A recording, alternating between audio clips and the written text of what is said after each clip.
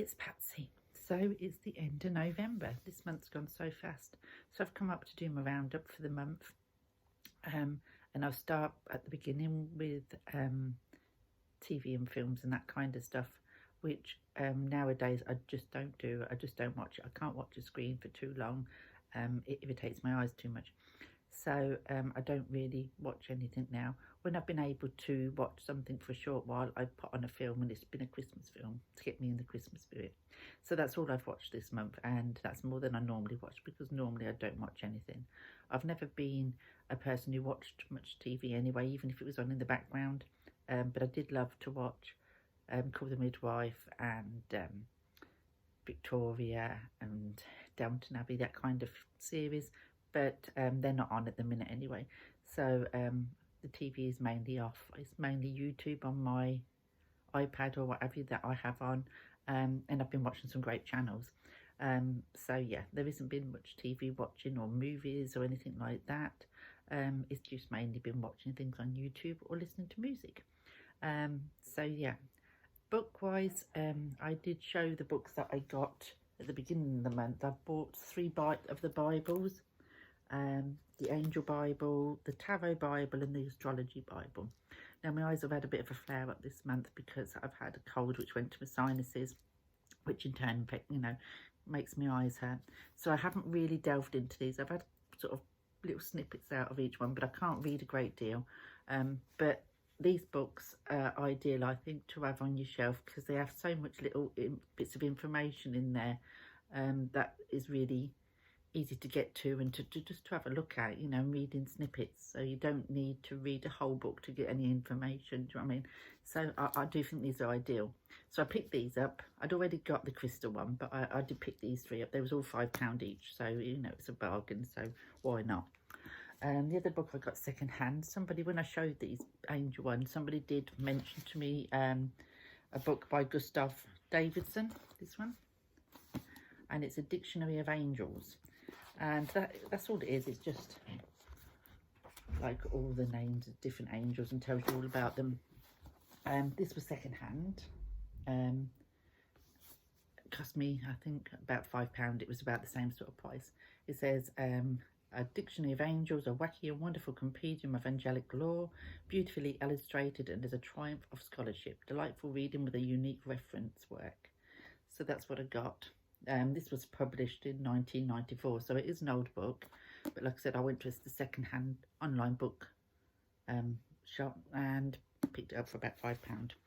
So they're the books that I've got this month, and because, like I said, I can't read a lot, I rely an awful lot on audiobooks. So the audiobooks that I've been listening to this month, I'll start with the tarot one that I picked up, because I like to listen to a tarot one, even though I've been doing tarot for years. I like to listen to other people's opinions and other people's way they read and what they've got to say and different things. It's always nice to kind of, you know, see other people's points of view, if you like. And at this time I got the Intuitive Tarot Reading, a beginner's guide to reading in the tarot intuitively, by Melissa Smith. And I thought, oh yeah, that'd be interesting, you know, because a lot of the readings I do, as well as the meanings, are very intuitive. So I thought it'd be something different. No, it wasn't. It was a basic, standard beginner's guide to the tarot. Why she's put intuitive in there, I don't know, because it was all the key. Each card she did, like they usually do. These are the meanings this way. These are the meanings if you reverse them. This is what it could mean if it was in a love question, if it was in a work-related question, that kind of thing. But there was nothing intuitive about it. It was just all the keywords and how you would rephrase that into different readings. So I was quite disappointed with that. I did listen to it all, but I was quite disappointed, and I knew what I was going to be in for, I think, because at the start she says that you have to wrap your tarot decks in silk. And now this isn't an old book. This is quite a new book. This is November, I think. Recently, anyway, within the last couple of months this was released. So I was quite cross with myself because I wasted a credit on it. But like I say, it's interesting to hear other people's points of view. The other thing that I listened to is Stairway to Heaven by Lorna Byrne, I think you say her name. She's a lady who connects to angels and has had angel experiences since she was a baby, and she has a series of books out. I've also listened to quite a few interviews from her. She's an Irish lady. So I've been listening to her book as well. I'm still got a few more hours of that to listen to, but I started that this month. And another one that I've listened to, what I found really intriguing and something that I'm going to be following through, is the Hypnotherapy Past Life Regression by the Centre of Excellence. It's like a course in past life regression, which is something that I've said before really fascinates me and something I wanted to do. I did want to go to study and get a diploma in it, but again, my eyes stopped me from doing that. But it's still something that I want to do, and if I can do it through audiobooks and what have you, then that'll be ideal. So that is something I'm looking into, and I really enjoyed listening to this. It was very insightful and very helpful and very interesting. So that was one thing that I really enjoyed listening to. So we'll go on to decks. What decks have I been using this month? Well, sometimes I pull other ones, but on the main, I tend to go for the same decks in a month, sort of thing. So the first one I'm going to talk about is one that I got in a swap. I don't know what for this. Dropping them. And it is a Tarot Mucha, this one. Got this in a swap, and I fell in love with this as soon as I got it. It's the kind of artwork that I do like. I seem to have a style of artwork that I do like, even though I do sometimes kind of go away from that.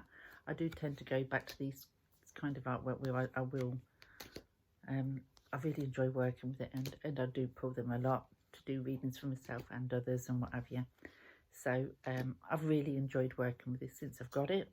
I've put it up the last couple of days, but it's not gone far. It's just below my altar, so I can still grab it quick. And the only reason I put it up is because I've got another tarot that I want to use for a little while. But I absolutely adore this deck. Absolutely adore it. And I'm loving it. And I know this is going to be a favourite of mine for ages, just like the Joy de Vivre and what have you are.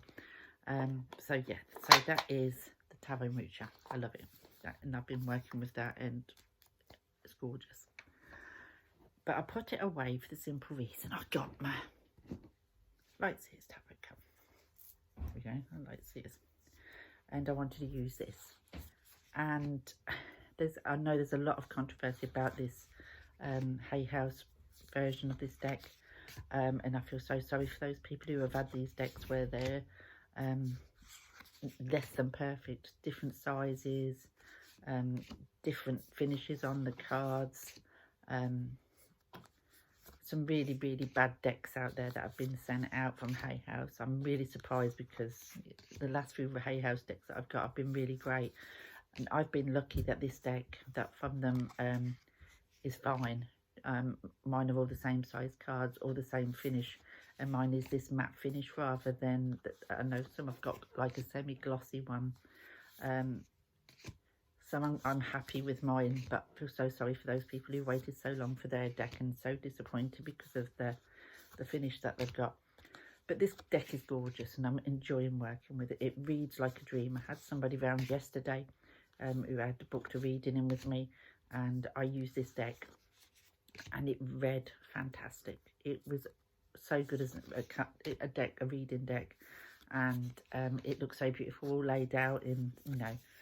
And the Aquarian who I was reading for commented on how gorgeous it was as well. So it is a beautiful deck, and it's one that I'm really enjoying working with, and I'm going to enjoy working with in the future. The only thing I would say, it's quite a thick deck. I think the cardstock they've used is quite thick, but the edges do look a bit cardboardy to me, and I don't normally worry about the edging. But there's something about this particular cardstock that they've used that it feels quite rough, quite cardboardy.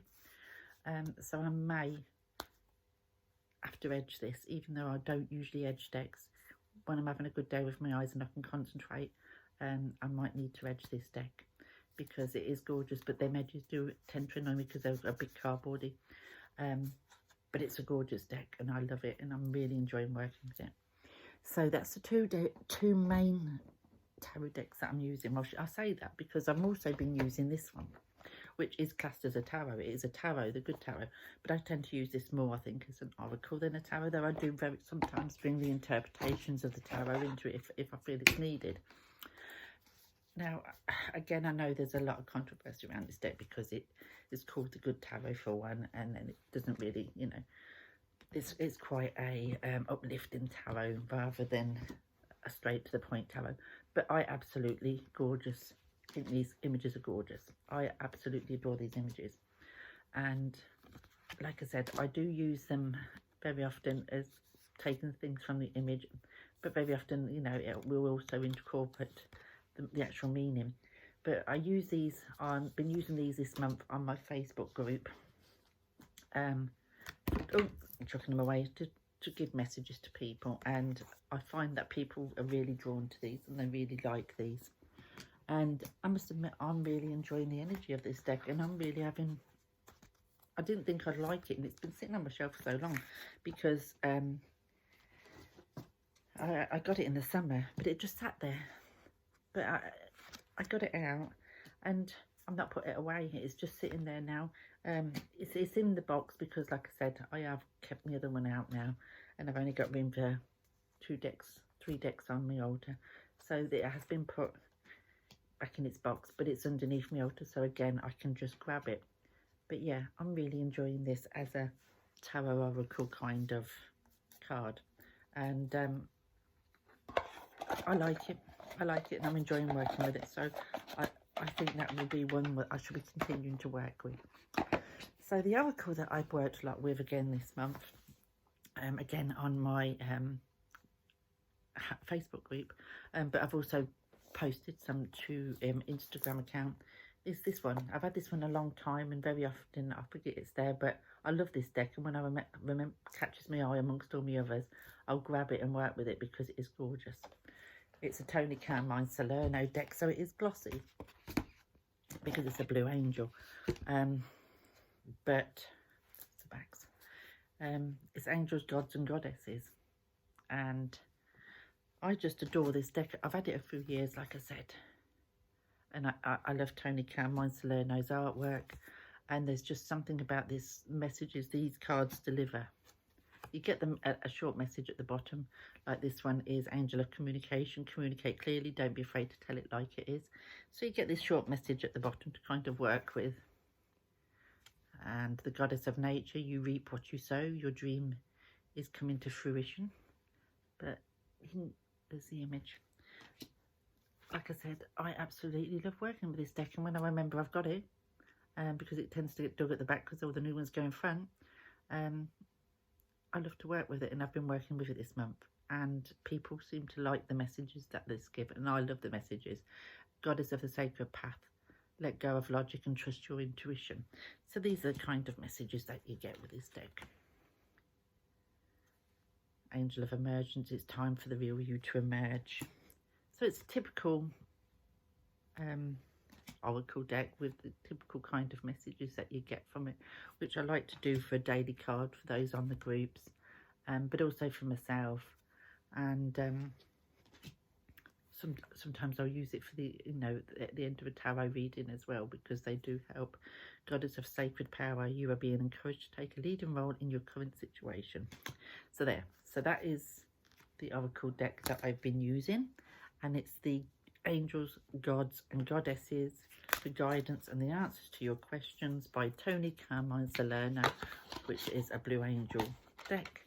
And you do get a little guidebook with that, with a short bit on each card. So that is my roundup of 2019. I think I've covered everything.